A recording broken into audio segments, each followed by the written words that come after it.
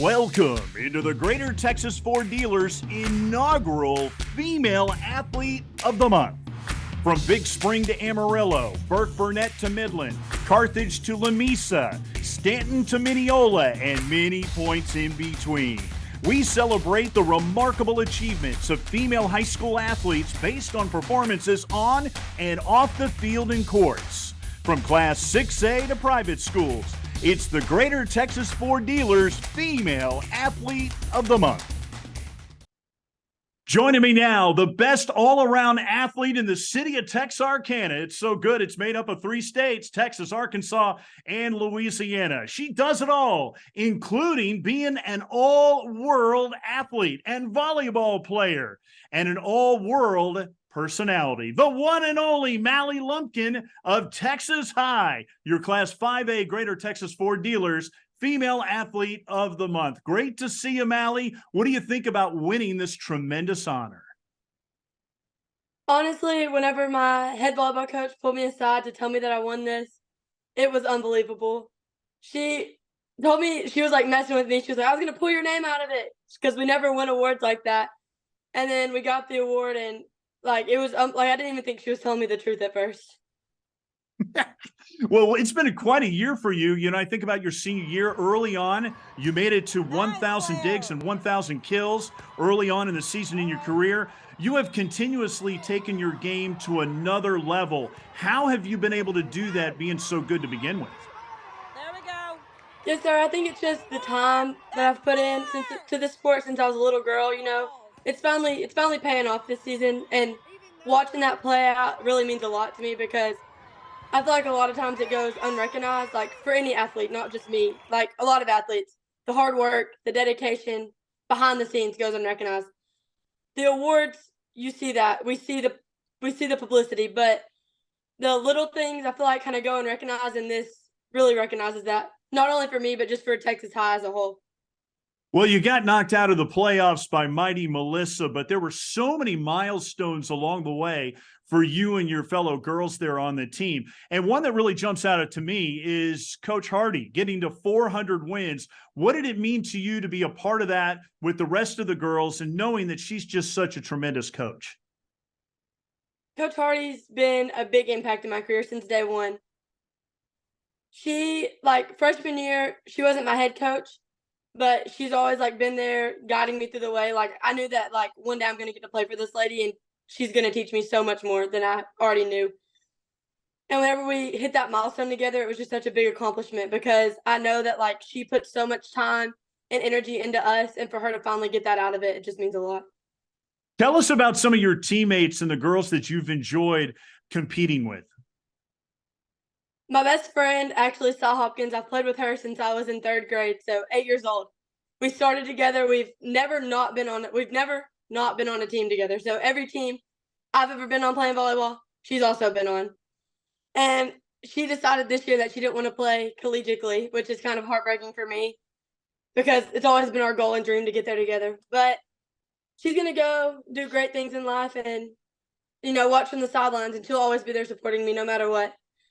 Also, our libero, Carlin Clack, she's a great leader on and off the court. We're playing club together this year for Untouchables Diamonds. I can't wait to see how that goes. Really tremendous teammates, you know, and I think of Cy Hopkins. I know that Hopkins family has really meant a lot to you, hasn't it? Yes, sir. Her mom's the one that introduced me into the sport. She played collegiately at a JUCO in Panola and then also D1 at Lamar. So she's always just kind of been my mentor through this whole process.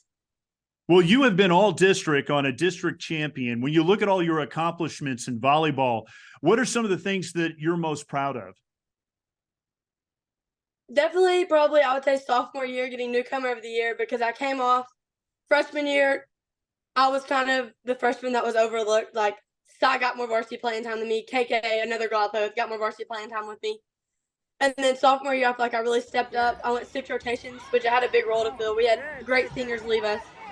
But I feel like I really did my job the way that I needed to do it. I filled the role that I needed to fill. So getting that award really just showed that, like, I did what I needed to do. And then rolling off of that junior year, I got a hitter of the year, which was a very big accomplishment, playing with Bella Cherry, who's now at the University of Arkansas in Little Rock, D1 athlete. She got most valuable player, but them even recognizing me under her meant so much. Well, your dedication to the sport is pretty crazy. I mean, I think about those long drives, 3 hours to the Dallas-Fort Worth Metroplex to play club volleyball, and you're doing that 3 times a week. That's quite dedication. Why have you done that, and what have you gotten out of that playing with some of the girls from the bigger schools? Just more opportunities. We go to way bigger tournaments than any tournament that we would go to if I played for a Texarkana team, which, don't get me wrong, the Texarkana team here in my age division is great. They're phenomenal. I love all those girls to death. But playing in Dallas has just opened up more doors for me. I feel like it's gotten me seen by more colleges. We go to the bigger qualifier tournaments, which can eventually get us to nationals, where I hope we get this year. So playing for Dallas has just given me more opportunities. You talked about Cy Hopkins earlier. She's kind of like your twin sister. I know you guys were on that 2021 club team that won the Lone Star Classic Tournament qualifier. What did that say about volleyball from Texarkana to pull that off? That was insane. Every year, well, we played in that tournament every year since we were in 3rd grade. We've never come close to winning it. And we go into that tournament almost like joking about it. Like, yeah, we're going to play, but like, we're probably going to get like ran over. Like, we don't have a chance. And that year, I kept just thinking to myself, every game we won, like, we're about to hit a buzzsaw. Like, we're about to run into a buzzsaw. We're about to find this team. And before I knew it, we were in the championship, and then hold the gold ball in front of the Lone Star champion sign. That was just unreal.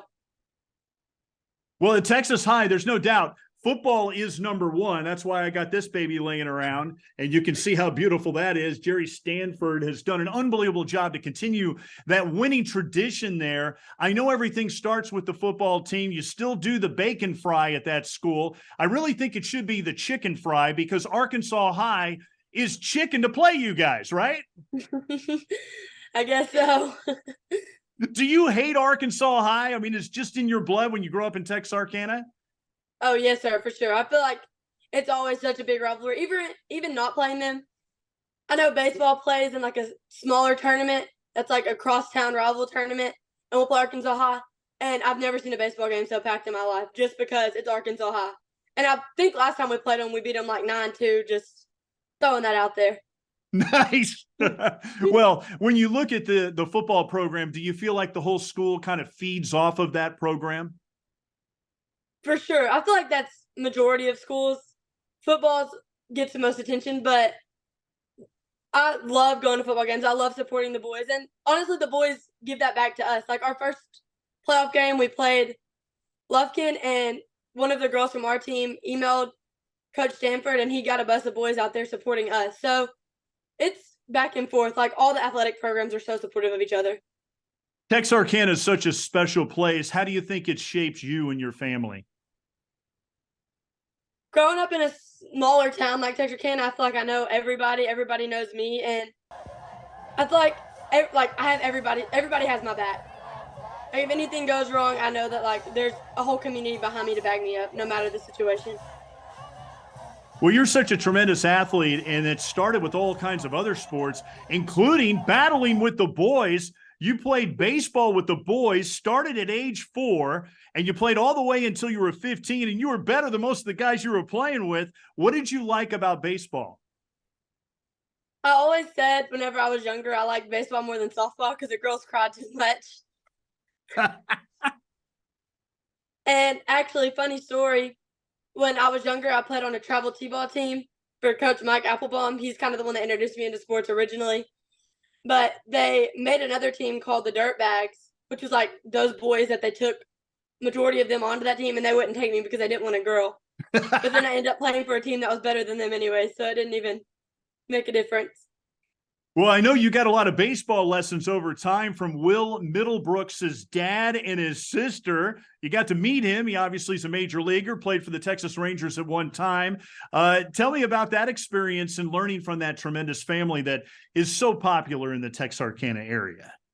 That was amazing. I still remember it like yesterday. We walked in to his hitting cages, which is where I took lessons from Middlebrooks, and he was hitting at like just doing soft toss. And I looked at my mom and I was like, oh my goodness, that is Will Middlebrooks. And I was like so scared the whole practice, like the whole lesson, because he was sitting there watching, and I was like, oh my goodness, I cannot mess up. Like there's an MLB player in the room with me. And I ended up asking for a picture after. I think Mom still has it posted on Facebook.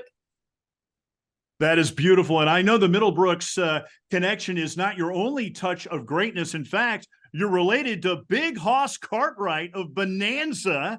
Dan Blocker, the actor. Not only was he a great actor, but he was also a good athlete and a very strong guy. I mean, he was like 14 pounds when he was born. What do you know about him? I mean, he's a 70s star, so way before your time. And what do you think, do you think there's some good bloodlines there for you to be a tremendous athlete because of him? I hope so. My brother honestly got all the height in the family, but I feel like personally I got more of the athletic gene, so that'll pay off in the future, I hope. Now, are you a struggling comedian like he was? I like to think so. Not struggling though, more successful. Now, your parents have absolutely no athletic ability. So where did this come from? Definitely my grandpa on my mom's side. I call him my papa, but he struggled with polio as a young child, and he ended up being a multi-sport athlete in high school. And his brother actually had offers to go play college basketball, but he stayed home for his wife, which I could never do. But kudos to him, I guess. Now, your brother is also a good athlete. He coached you on that world famous Beauty and the Beast team when you were a little girl. What kind of lessons did you learn from him? My brother has always been the hardest one on me. He's always been the one pushing me to be the best. He'd always I would think I made a good play, and he'd tell me it could be better. At the same time, he's my biggest fan, but he always wants more out of me. He always knows that I can give more. Since I was And little, he would have us outside playing baseball using pizza boxes as bases, throwing the ball so hard it knocked the glove off my hand. He always knew the potential of an athlete I could be, and I think he's the reason I am as good as I am today, because he always pushed me to be the best version of myself. that's always very motivating because there might be pizza inside those boxes when you go around the bases, which encourages you to go around. You play with the boys in baseball. You also play with the boys in football. Tell me about that experience and how much did you enjoy the game of football? So I'll just give you the whole backstory. Funny story. Actually, I talked about Bella earlier, but she's now dating the guy that kind of introduced me to football, Cade Martin. He's just a family friend. I don't know if you know him. He goes to Pleasant Grove, and his brother Coy. So I played baseball with them, and they played football right after baseball season. And I think I was in second grade. I told Mom, I want to play football with the boys. I want to play tackle football. And she was so scared of me getting hurt. She was like, next year, if you still want to play next year, I'll let you play. Well, of course, next year rolls around, and me being as hard-headed as I am, still wanted to play next year. So I got out there. I played with them. It was fun. It was definitely an experience. I wouldn't trade it for anything. But the end of the season, pictures roll around. Cade there was a ball that I had caught, and I was running, and I got tackled. Cade jumped on top of me, broke my collarbone, and I was done with football after that. Well, thank goodness you didn't do that again, right? You look Yeah. good in that uniform, though. You look like you could play with the boys, no doubt Oh, about man. that. Now, your mom calls you a pampered princess that is more competitive than anybody you will ever meet. You will never tap out. How do you pull that off being so pampered? It's just I have the mentality look good, play good. So I'll go in and I want my hair to be done, my makeup to be done for game days, because if I look good, I'm gonna play good. And Coach Hardy, which is the head volleyball coach, she'll always because I'm so competitive, she'll bet me that I can't do something. In the weight room, if we're lifting, we're trying to max out, she'll bet me I can't get the weight up, and I'll do it just because I'm so competitive that I can't not. Time now for the TMZ portion of our show. Rumor has it you have a really good friend, the starting catcher on the baseball team, Rafe. Is that true that there's something going on there? And secondly, can you beat him in any athletic competition? 100% anything. He claims he can beat me in a race, but he raced me when I was sick, and he still claims that he's faster than me. That's not true. Well, despite all the travel and practices, you've had weighted academic courses, and it's been very impressive that you're in the top 20% of your school with a 3.81 GPA. How are you able to pull that off, and why is that so important to you? Since I was younger, I've always gone to a more competitive, even elementary school, which I think got me started academically. Again, competition. I want to be the best at anything I do. Whether it's something as simple as swimming in a pool, who can be the fastest? I want to be the fastest. If it doesn't matter at all, I want to be the best at it. So grades are kind of the same thing. If someone tells me, hey, I'm going to make a higher grade than you on this test, no, you're not. I'm going to go study, and now I'm going to make a higher grade than you. So academically, I always just push myself to be the best that I can. Take the hardest classes just because I'm competitive with myself and I want to be the best. It's an inspiration to be great, and that's probably why you do so well. And I know you're involved in the community as well so much, packing meals for churches, the food bank. You visit elementary schools for Tunnels of Hope. Why does that inspire you to do those kind of things? I feel like I said earlier, the community always has my back, so it's only fair for me to repay them in that way. I can go to food banks, I can give my time to them, I can pack food for people who aren't as fortunate as me to have dinner on the table every night. That doesn't affect me at all. And going to Tunnel of Hopes, we tell Coach Hardy this, we love doing that in the mornings. It just starts your day off so good, getting to see you put smiles on kids' faces because you don't know what their home life is like. You don't know what's going on outside of school. All you control is that 5 minutes that you walk them into school, and you can start their day off good. So what do you do for fun outside of all the stuff that you're doing? I don't even know how you have any time for it, but what is your kind of escape from everything else? My escape from everything, honestly, is volleyball. To get away, I want to be on the volleyball court. That's basically everything. Because I heard it was being on the water or near the beach or something like that. I do love the beach. Whenever we go once a year with some friends on 4th of July, that is my happy place. I love, love, love the beach. And then, of course, going to the lake, I go with Angie Hopkins and Cy, their family. Again, they have a nice boat. We go up there. And Bridget Contreras has a lake house that she so graciously lets us borrow and stay the night in that she does not have to do. But she does, and it's just the best time, making the best memories with some of my best friends. I know your coach has talked so much about how you're a tremendous leader. You're almost like an extra coach on the team. Do you think you have a future in coaching down the line? I think if I do end up coaching, it'll be more so how Angie does, in a club level. I couldn't see myself ever being a high school coach. I couldn't put up with the stuff Coach Hardy puts up with. Shout out to her. I don't know how she does it. But I could see myself definitely coaching my kids when they're younger, like baseball, softball, basketball, stuff like little league stuff like that, because I want to teach them good habits from the gate so they don't ever have to worry about breaking bad habits. Well, I know the coaches and all the colleges are taking notice of your amazing ability. They're watching what you're going to do in this club season as well. They're interested. What would be your dream college to go to? Because I know you want to continue your volleyball onto the next level. I would love to go to the University of Arkansas in Little Rock with really one of my best friends, Bella Cherry. I feel like she'd be a great leader to show me the rest of the way. I mean, she led me through high school. She was the person I always looked up to, if Bella can do it, so can I. So I feel like if I went to college with her, I could keep that same mentality. If Bella can be this good, I can be this good.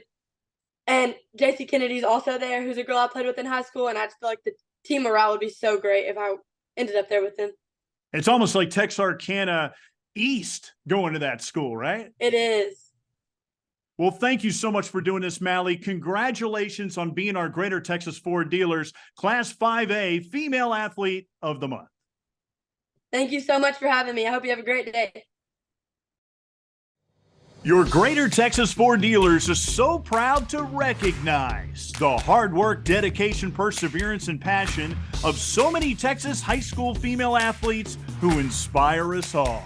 Here's this month's winners. And don't forget, you can see their interviews at Greater TX Ford for Greater Texas Ford Dealers. From Class 1A to 6A, plus private schools, we celebrate them all. Thanks so much for watching the Greater Texas Ford Dealers inaugural Female Athlete of the Month. See you next time.